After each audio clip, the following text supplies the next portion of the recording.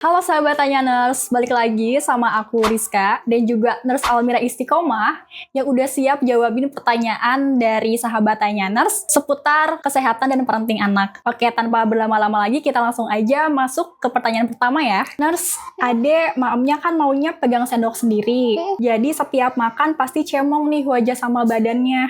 Apakah tidak apa-apa setiap habis makan Ade itu dimandiin Nurse? Soalnya kalau dilap aja tuh nggak bersih menyeluruh. Kira-kira buat ada trauma makan gak ya kalau sering dimandiin kayak gitu? Oh oke. Oke Mah, jadi sebenarnya gitu ya, ketika anak mau pegang makanannya sendiri gitu ya, atau pegang sendoknya sendiri, justru itu malah bagus banget. Karena di situ dia bisa explore gitu ya sama makanannya. Nah selain itu gitu ya, mama juga bisa, kalau kita bilang mama tetap pegang jumlah atau porsi yang sesuai nih sama takaran makannya sehingga adik tetap dapat cukup gitu. Karena kalau misalnya kita biarkan dia explore sendiri gitu ya, kan kita nggak tahu berapa banyak yang masuk ke dalam mulutnya. Nah, jadi mama bisa pegang mangkoknya juga, terus mama bisa suapinin ke adiknya. Nah, untuk mandi gitu ya, sebenarnya mungkin bisa menggunakan bib gitu ya, atau celemek gitu ya, yang lebih panjang gitu ya. Sekarang tuh ada yang bisa cover seluruh badannya gitu ya, jadi kayak baju gitu ya. Nah, itu mungkin bisa dipakai gitu ya, karena kalau pakai itu mungkin nggak seluruh badannya harus kita bersihkan gitu ya. Jadi mungkin cuma area wajahnya gitu ya, atau area rambut, mukanya gitu ya. Nah, itu bisa kita lap aja, itu boleh. Nah, kalau untuk mandiin, insya Allah nggak bikin trauma. Karena rata-rata anak-anak gitu ya, itu senang malah main air gitu. Jadi malah dia senang gitu ya buat bermain tadi gitu ya. Jadi nggak apa-apa gitu ya. Kalau memang harus dimandikan gitu ya karena kotor, oh ya udah mandikan aja gitu. Insya Allah nggak bikin dia trauma. Oke, aman berarti ya Nurse. Oke deh, kita lanjut ya Nurse ke pertanyaan selanjutnya. Nurse, Ade umur 8 bulan, kurang 4 hari. Kalau makan bubur itu nggak mau. Maunya nasi dibejek-bejek di piring. Tapi nasinya sering nyangkut di langit-langitnya dia, Nurse. Kalau tiap mau nelen kayak mau muntah. Gimana ya Nurse solusinya? Oh oke. Jadi sebenarnya nih adik lagi adaptasi sama tekstur yang baru gitu ya. Jadi sebenarnya ketika dia adaptasi sama tekstur yang baru ini malah bagus banget. Karena dia udah siap nih gitu ya buat naik ke tekstur yang di atasnya atau yang lebih kasar. Jadi sebaiknya tetap dilanjutin. Respon mau muntah itu adalah tadi dia beradaptasi.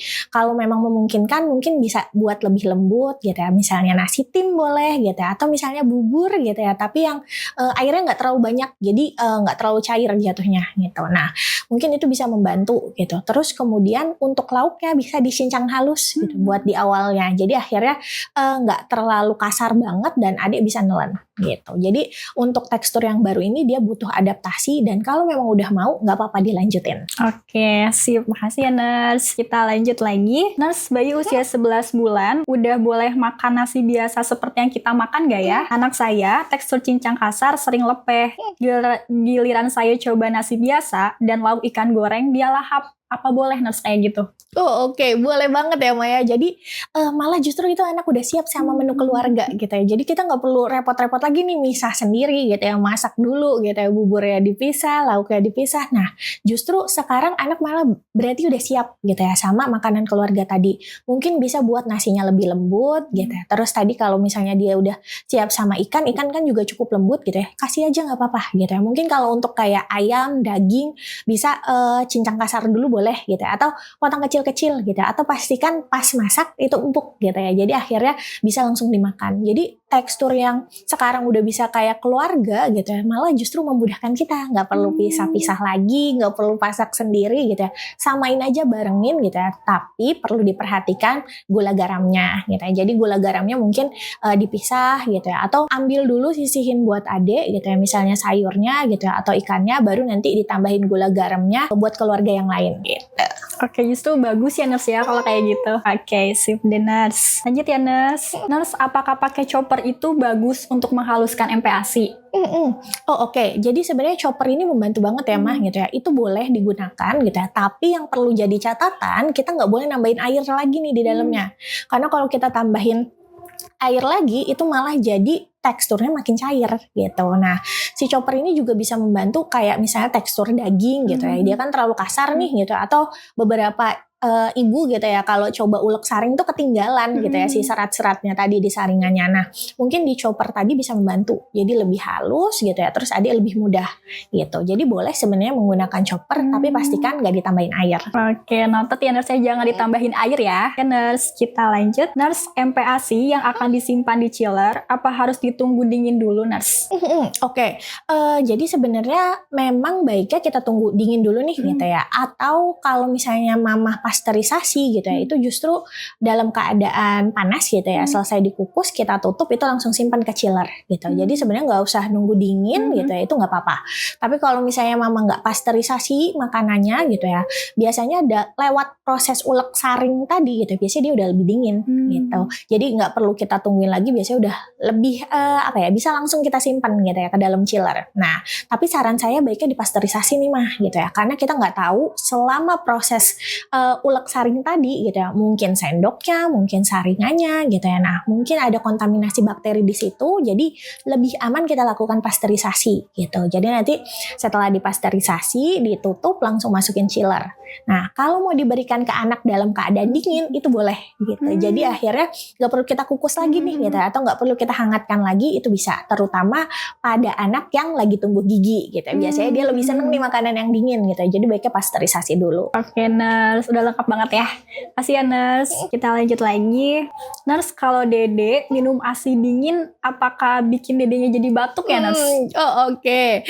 Ini pasti banyak banget yang nanyain, ini mitos ya gitu ya. Jadi sebenarnya boleh banget adik minum ASI yang dingin gitu ya. Karena sebenarnya gitu ya, ASI dingin ini nggak bikin batuk. Jadi ketika ASI tadi masuk ke dalam tubuh kita gitu ya, biasanya akan ngikutin tubuh kita gitu ya suhunya. Jadi biasanya dia lebih hangat. Nah, kenapa sih sekarang itu banyak yang harus dihangatkan gitu, atau biasanya kalau sebelum dikasih ke anak tuh harus dihangatkan dulu. Nah, ini sebenarnya tujuannya gitu ya, biar mirip gitu ya, atau biar sama nih gitu ya suhunya kayak ASI yang baru kita perah gitu, atau kayak waktu pas adik lagi nyusu langsung gitu ya. Biasanya kan suhunya gitu ya, si ASI itu kalau baru diperah itu lebih hangat karena keluar dari tubuh kita nih gitu ya. Jadi pasti lebih hangat dan mungkin anak lebih suka gitu.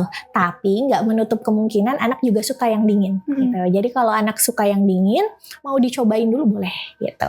Tapi kalau memang nggak suka, dihangatin dulu gitu, itu bisa. Dan yang jadi catatan nggak akan bikin batuk. Bisa jadi kalau batuk malah faktornya dari yang lain. Aman berarti ya Nurse ya. Oke deh. Lanjut ya Nurse. Nurse, kalau kaki Dede bengkok, apa benar bisa diluruskan pakai bedong Nurse? Oke, ini juga banyak banget nih yang nanya. Mitos ya gitu ya. Jadi kalau misalnya kaki yang bengkok itu wajar banget dan itu normal. Jadi ketika dalam kandungan gitu ya, memang posisinya si adik itu kan terlipat gitu ya, tangannya terlipat, kakinya terlipat gitu ya. Nah, ini yang membuat ketika lahir gitu ya, tampaknya seperti bengkok gitu ya. Tapi sebenarnya seiring bertambahnya usia dia akan lurus gitu. Jadi sebenarnya nggak selamanya itu bengkok gitu.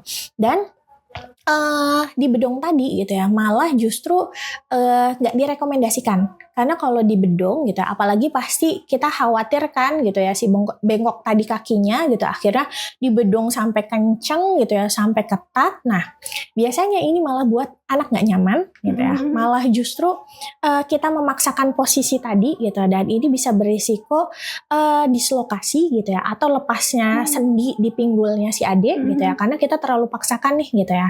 Terus selain itu terlalu ketat tadi bisa menghambat juga pernafasannya gitu. Jadi di area dada sama perutnya terlalu kencang gitu. Nah, itu dia juga bisa sulit bernafas gitu.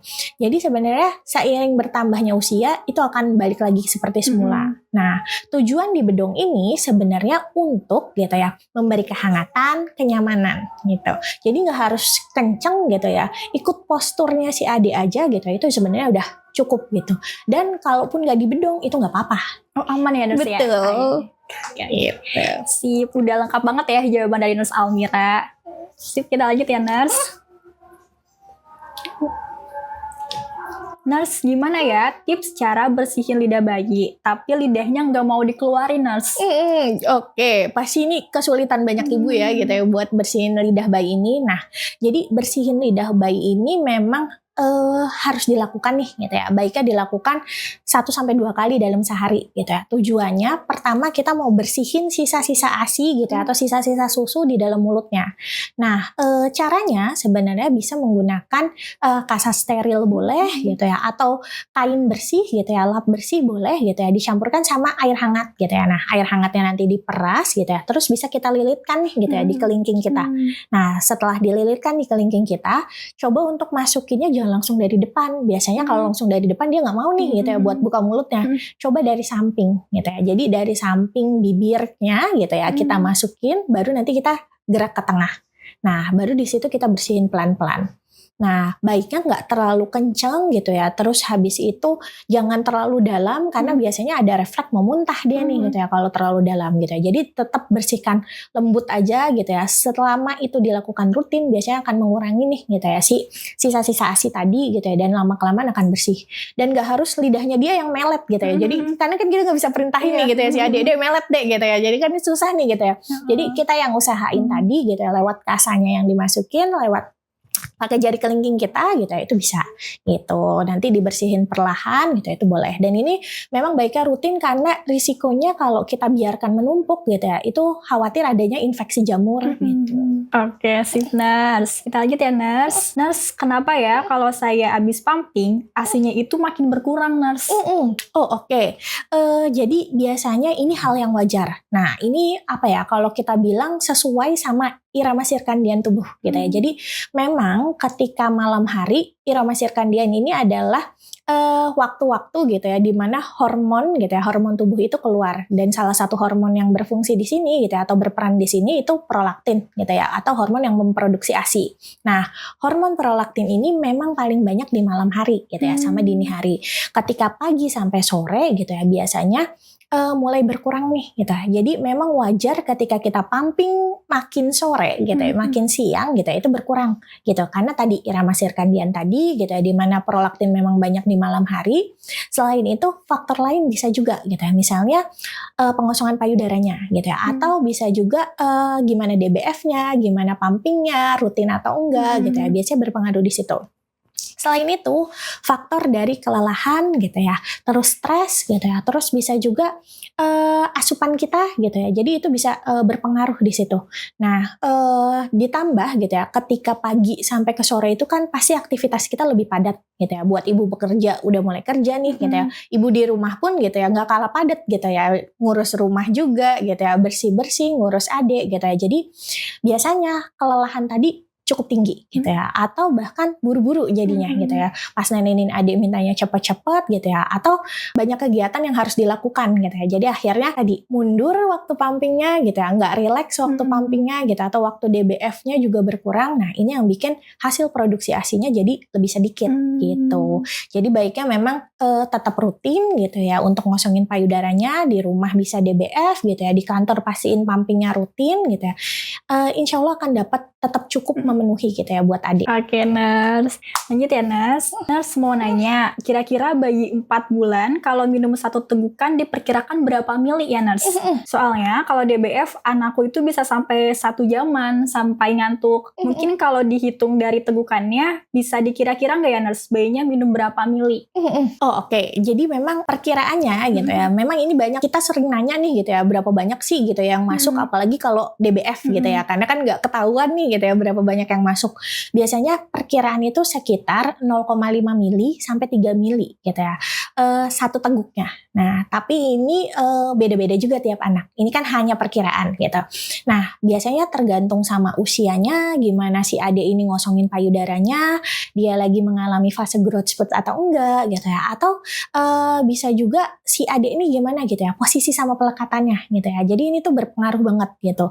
Ketika mungkin lagi LDR gitu ya, atau misalnya dia lagi cepet ngisapnya gitu ya, lagi growth spurt, mungkin dia bisa dapat lebih banyak, atau di usia yang lebih besar dia bisa dapat lebih banyak gitu. Nah yang perlu jadi catatan sebenarnya buat mama, kita harus lihat tanda kenyangnya gimana sama tanda kecukupan ASI-nya gimana.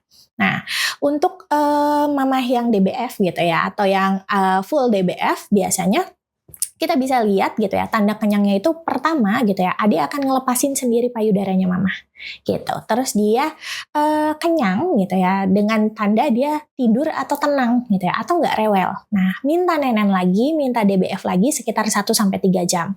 Nah, ini harus dipastikan di awalnya gitu ya, posisi pelekatannya udah oke gitu ya. Terus durasi nyusunya juga sesuai gitu ya, 15-40 menit gitu ya.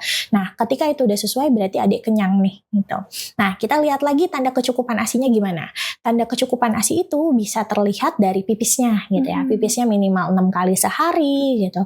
Terus kemudian warnanya kuning jernih. Terus ditambah sama yang terakhir atau tanda paling pasti adalah kenaikan berat badannya gitu. Jadi kenaikan berat badan tiap bulannya sesuai nih gitu ya. Kayak di buku KIA gitu ya. Di situ ada KBM. Nah, naiknya sesuai, oh berarti dia dapat cukup gitu. Tapi kalau nggak sesuai, wah ada sesuatu nih gitu ya. Bisa jadi karena tadi posisi pelekatannya gitu ya, atau distraksi biasanya kalau di usia lebih dari 3 bulan ini gitu. Karena usia lebih dari 3 bulan gitu ya, adik tuh lagi pengennya explore gitu ya. Jadi dia pengen penasaran, ini apa sih, itu apa sih gitu ya, itu ada suara apa sih, dia udah mulai tahu namanya gitu ya. Penasaran tadi gitu ya, pengen tahu semuanya gitu ya. Akhirnya ketika nenen dia nggak fokus, jadi gampang sebentar nengok gitu ya. Jadi akhirnya nggak fokus neneknya tadi gitu ya. Nah, ini yang bikin dia dapatnya kurang gitu atau nggak cukup gitu. Oke, Nurse. Sip. Kita lanjut ya, Nurse. Kalau Nurse mau tanya, kalau domperidone apa bener ya bisa untuk menaikkan suplai ASI, Nurse? Oh, oke. Ini memang lagi marak banget gitu ya, banyak ibu yang coba gitu ya, atau bahkan akhirnya beli sendiri gitu. Nah, sebenarnya gitu ya, domperidone ini adalah obat pencernaan gitu ya. Nah, obat ini tuh sebenarnya buat mual sama muntah. Nah, tapi cara kerjanya itu dia bisa menghambat salah satu hormon gitu ya. Nah, ketika hormon ini dihambat gitu ya, salah satunya dopamin gitu ya, dia bisa naikin hormon prolaktin gitu ya, atau hormon yang memproduksi ASI nih gitu ya, biasanya lebih meningkat. Nah, hal ini yang membuat produksi ASI jadi naik gitu. Tapi kalau mungkin gitu ya, banyak yang tahu gitu ya, dopamin ini penting banget nih gitu ya. Dia karena berpengaruh sama mood kita gitu ya. Terus biasanya efek samping dari konsumsi domperidone ini gitu ya, selain tadi mood kita bisa berantakan gitu ya, itu bisa jadi sulit tidur gitu ya, mulutnya terasa asam gitu ya, atau bahkan ada mual muntah juga gitu ya. Dan yang paling parah itu adalah gangguan irama jantung gitu ya. Jadi ketika ada gangguan irama jantung ini, jadi jantung tuh gampang berdebar-debar gitu ya. Nah, pasti ini bikin nggak nyaman tadi. Nah, biasanya itu bisa berpengaruh. Nah, di beberapa negara gitu ya, khususnya di Amerika gitu ya, Food and Drug Administration-nya tuh di sana nggak merekomendasikan gitu. Jadi nggak memperbolehkan konsumsi si domperidone ini gitu. Walaupun dia bisa membantu, tapi efek sampingnya tadi gitu yang kita khawatirkan. Nah, biasanya di situ. Atau kalau sekarang baiknya kalaupun ingin konsumsi harus sesuai dengan anjuran dokter gitu. Karena dosisnya nggak sama gitu ya, dan nggak terus-terusan gitu ya. Jadi dia bukan yang dikonsumsi selama 2 tahun gitu ya. Jadi nggak boleh gitu ya. Jadi ada jangka waktunya gitu ya, dan harus dalam pengawasan dokter tadi gitu. Dan kalau kita lihat tadi efek sampingnya gitu ya, pasti bisa mempengaruhi si hormon oksitosin gitu. Jadi kalau kita tahu kan dalam menyusui ada 2 hormon nih gitu, ada prolaktin, ada oksitosin. Nah, kalau tadi prolaktin memproduksi ASI, oksitosin ini yang ngelancarin aliran ASInya.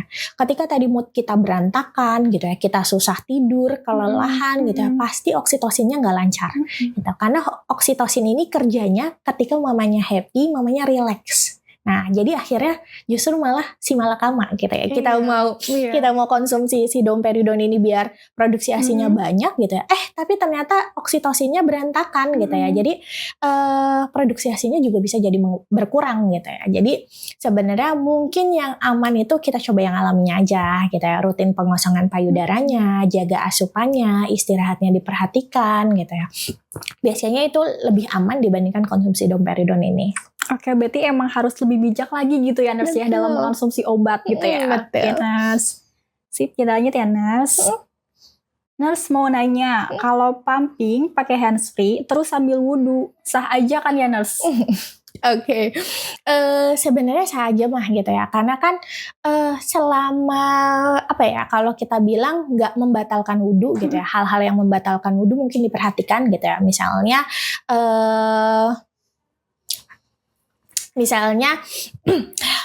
ketika wudhu itu ada keluar cairan gitu ya dari tempat yang lain gitu ya. Nah, Sebenarnya gitu ya si pumping sambil berwudu ini sebenarnya masih bisa kita anggap sah gitu ya, karena ini bukan hal-hal yang membatalkan wudu gitu. Jadi selama tadi mungkin nggak ada rasa syahwat gitu ya waktu pas lagi pumping tadi gitu ya, terus nggak keluar sesuatu dari kemaluan gitu ya. Jadi biasanya itu masih tetap wajar. Tapi mungkin yang perlu jadi catatan justru gitu ya, ketika pumping tadi pakai alat pumping gitu ya, terus wudu khawatir jatuh nggak sih gitu ya si alat pumpingnya ini gitu ya, mungkin risikonya di situ. Atau kalau khawatir sebaiknya kita pindah aja gitu ya, bisa sebelum wudu kita pumping dulu gitu ya, atau misalnya wudu dulu baru pumping gitu, atau wudu sholat pumping dulu gitu ya, pumping setelahnya gitu ya di akhir gitu ya. Itu mungkin lebih aman kalau mama khawatir. Tapi pada dasarnya selama tadi nggak membatalkan wudu gitu ya, pumping ini tetap boleh gitu, jadi tetap aman dan tetap sah gitu. Oke, Nurse. Sip. Lanjut ya, Nurse. Nurse, gimana ya cara pakai ASI untuk mengobati gigitan serangga, Nurse? Oh, oke. Sebenarnya gitu ya, benar nih ASI itu memang banyak banget manfaatnya gitu ya. Bisa terutama buat hal-hal yang menyangkut di kulit gitu ya. Jadi banyak penelitian itu yang menyebutkan dia tuh aman buat ruam gitu ya. Terus eksim, terus kemudian ruam popok tadi gitu ya. Terus misal dermatitis gitu ya. Itu biasanya, dan ketika ada gigitan serangga tadi gitu ya, sebenarnya ASI ini bisa membantu. Biasanya caranya gitu ya, pastikan mamanya cuci tangan dulu nih gitu ya. Cuci tangan dulu bersih gitu ya. Terus kita bisa tetesin ASI-nya di lukanya gitu ya. Jadi di bekas gigitan serangganya tadi gitu ya, kita tetesin. Nah, jangan dilap gitu ya, dibiarin aja gitu ya. Biasanya perlahan akan hilang gitu ya, tapi butuh waktu juga gitu ya. Atau boleh diulang beberapa kali gitu ya, itu bisa. Karena ASI ini memang bagus banget tadi buat yang tadi. Buat mandi pun juga boleh gitu ya. Jadi kalau misalnya mau ASI-nya lagi berlebih nih gitu ya, mau coba mandi ASI buat anak gitu ya, itu boleh. Karena mandi ASI ini juga sama manfaatnya, ngurangin ruam tadi, eksim tadi, mungkin gigitan serangganya juga ikutan berkurang gitu ya ketika mandi ASI ini. Caranya itu bisa 1-2 kantong atau sekitar 150 sampai 300 ml dicampur sama 1 bak mandinya gitu. Nah, nanti adik bisa langsung dicemplungin di situ gitu ya, dimandiin, gak perlu dibilas lagi, setelah selesai langsung dihandukin aja. Terus pakein lotion hariannya gitu, itu boleh gitu. Biasanya itu aman, bisa ngelembutin kulit juga. Oke, sip, Nurse. Kita lanjut ya, Nurse. Nurse usia 13 bulan, rata-rata itu udah bisa bicara berapa kata ya, Nurse? Terus red flag-nya berapa kata? Oke. Biasanya memang di usia 1 tahun gitu ya, sampai sekitar 15 atau 18 bulan gitu ya, biasanya anak itu udah bisa paling tidak sekitar 3 sampai 5 kata gitu ya. Dan ini disebutkan dengan jelas dan dia tahu maknanya gitu. Biasanya di situ. Nah, red flag-nya ketika dia nggak bisa nyebutin 1 kata aja, dia nggak bisa nyebutin gitu. Nah, baiknya kalau kita sebagai orang tuanya nih gitu ya, kita harus stimulasi nih gitu ya. Jadi hal-hal kayak gini bisa terjadi ketika nggak ada stimulasi si adiknya gitu ya. Jadi jarang kita ajak ngobrol gitu ya, jarang dibacakan buku, malah cuma kita kasih gadget atau screen time gitu ya. Jadi ini yang membuat bahasanya dia tadi gitu ya, dia nggak bisa nyerap gitu. Atau malah justru bahasanya tuh yang kita cadel-cadelin gitu ya. Jadi akhirnya dia ngomongnya kayak gitu nih gitu ya. Nah, sebenarnya gitu ya, baiknya kita langsung bicarakan aja gitu ya, sesuai maknanya, vokalisasinya gimana gitu ya, jadi dia paham. Terus kurangin screen time gitu ya, karena ini memang gak dianjurkan gitu ya buat anak kurang dari 2 tahun gitu ya, kecuali memang video call gitu ya, itu boleh gitu ya. Tapi kalau memang screen time baiknya enggak nih gitu ya, di usia kurang dari 2 tahun. Terus sering cerita gitu ya, jadi bacain buku gitu ya waktu pas sebelum tidur gitu ya, itu boleh. Dan ajak komunikasi gitu, jadi ajak aja ngobrol anaknya gitu. Walaupun dia belum bisa nanggepin kita gitu ya, tapi kita mau ngajarin nih buat dia lama-lama paham gitu. Nah, mungkin itu bisa membantu. Dan kalau memang udah dirasakan ada tanda-tanda red flag tadi gitu ya, baiknya konsultasiin ke DSA gitu ya, atau bisa juga ke psikolog perkembangan anak gitu, itu boleh. Oke, sip, Nurse. Oke, Nurse, kita lanjut ya, Nurse. Nurse, kalau nanti udah selesai menyusui 2 tahun nih, adek udah disapi, selanjutnya gimana ya, Nurse? Apa lanjut diberikan sufor atau UHT? Terus pemberiannya gimana, Nurse?